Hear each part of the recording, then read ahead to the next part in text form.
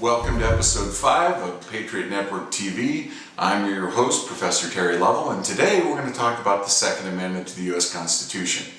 I want to put this in a very particular context. I think many times that we fail to place our learning in the right context. Now, if you don't know what the amendments in the Bill of Rights are, you need to get your Constitution out. Now, it's very easy to understand each of the amendments. When you go to the 10 amendments to the Constitution, which are referred to as the Bill of Rights, and by the way, these passed December 15th, 1791, it's important to understand that each one of these is very, very accessible to every person today. I'm going to give you some context and background on what Jefferson really meant when he wrote this and what the founders had in mind that influenced Jefferson's writing here.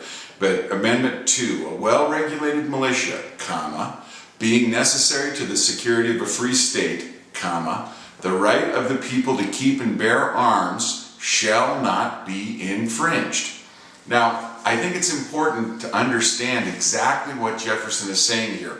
And you can understand completely, and even though you may not be an originalist, and I'm much closer to being an originalist, that is someone who tries to understand the original intent of the people who wrote the Declaration of Independence and the U.S. Constitution. You may not be an originalist, but I want to tell you what Jefferson's own writings give us as his understanding. In the words of Jefferson, what he dreamed of, the Jeffersonian yeoman, 40 acres, a mule, and multiple weapons to keep each citizen and their family free, as Jefferson used to say, in between the ground and God. That you could carve out a piece of territory that was yours and yours alone, that you owned and did not have to fear of the intervention of the government or neighbors or foreign invaders because you were armed. Now, I'm going to use the word fear several times in this episode, and I want you to understand what Jefferson meant when he used the word fear. There's a famous sentence that Jefferson used, a famous set of statements that Jefferson used. When the people fear their government, that is tyranny. When the government fear the people, that is freedom. Now, what does Jefferson mean by fear? Does he mean that the people down at the Yavapai County Courthouse are in there clustered behind barricades thinking that we're going to be driving by taking pot shots at them? Is that what that word means? No. Jefferson means the word fear exactly the same way as it's used in Proverbs. Proverbs 1:7, the beginning of wisdom is the fear of the Lord. What does that mean? Does that mean you're supposed to cower and be scared of God Almighty? No, of course not. That's not at all what it means. Fear means that you are to understand the relationship and how the power in the relationship flows. Fear means knowledge of the superior position of the other person. The beginning of wisdom is the fear of the Lord. That's, probably the most famous, I would say, to me it's the most famous and the most insightful of all the Proverbs. So Jefferson is using the word fear in exactly the same way. He wants the government to fear the citizen because the citizen is armed both intellectually and physically with the ability to resist oppression. The Second Amendment is not about hunting rifles. It's not about sport pistols. It's not about shooting skeet or trap. The Second Amendment is the bedrock, the backstop, the essence of your ability to claim your freedom that was given to you as a gift by the Creator of the universe. We hold these truths to be self-evident that all men are created equal and they are endowed by their Creator with certain inalienable, non-transferable. They can't be given away. Even if you want to give away that right, you can't. And it can't be taken from you because God Almighty gave it to you as a gift. Inalienable rights. Among these are life, liberty, and the pursuit of happiness. Now, how do we ensure that people leave us alone so we can have our life, we can enjoy our liberty, and we can pursue our happiness? How do we do that? Jefferson believed that you had to be armed.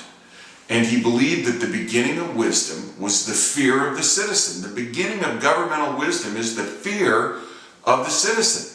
The knowledge that the citizen is armed intellectually and in terms of ammunition and arms, armed with the ability to stop illegal governmental intervention against freedom, life, liberty, pursuit of happiness. Now, what does that really mean today in 2009, in the 21st century?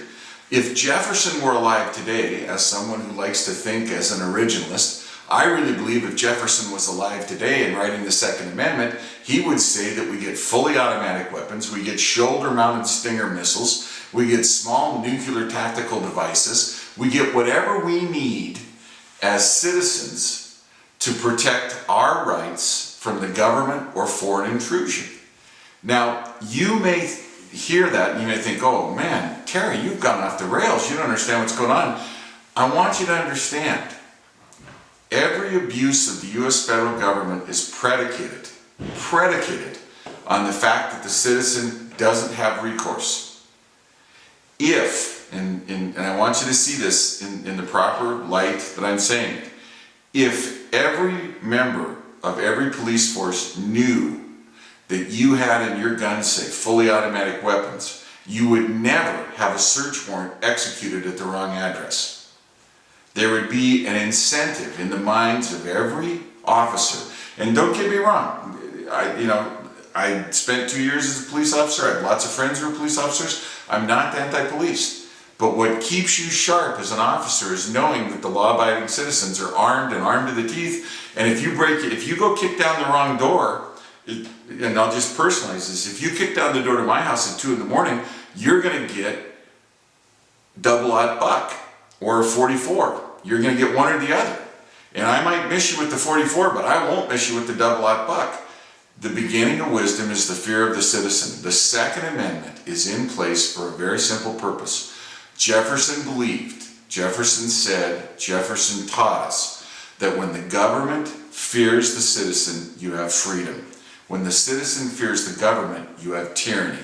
The Second Amendment is the amendment to prevent tyranny by giving you the armament, both intellectually and physically, to defend your rights, life, liberty, and the pursuit of happiness. The Second Amendment is not about hunting. It's not about shooting pheasants or turkeys or any birds. It's about defending your most basic inalienable rights that cannot be given away, transferred away, or taken away. They were given to you by the creator of the universe. God Almighty gave you those rights, and God Almighty expects you to act on those rights. I would argue, if you're a U.S. citizen and you're not competent with the use of both firearms in terms of rifles, long arms, rifles and shotguns, and small arms, pistols, you are ignoring your constitutional responsibility to teach the government that the beginning of wisdom is the fear of the citizen. God bless the Second Amendment.